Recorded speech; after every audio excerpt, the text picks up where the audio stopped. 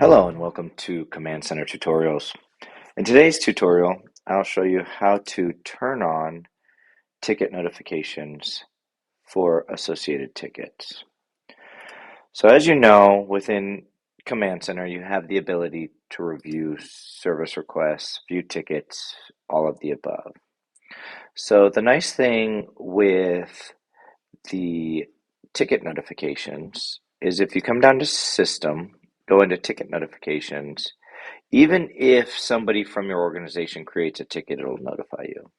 So as you can see, I have one in here that I have created as a test, but I'll go back through and create a new one just for the sake of time. So I'm going to label it new ticket. And maybe I want it just for cameras or security. So you go through and you fill in all of the required fields.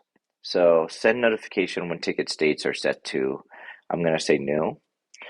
And state is set to blank for the first time. So new and new. If this was all, then it would be any state that was involved with those as well.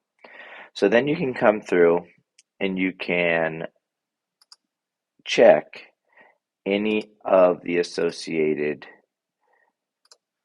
different types of hardware that you want to be notified on. So I went through and selected 4 real quick.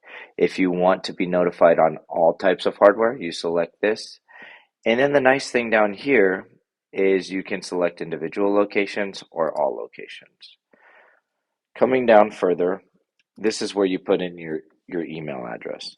So I'm going to say joseph.perillo@cooksolutionsgroup.com.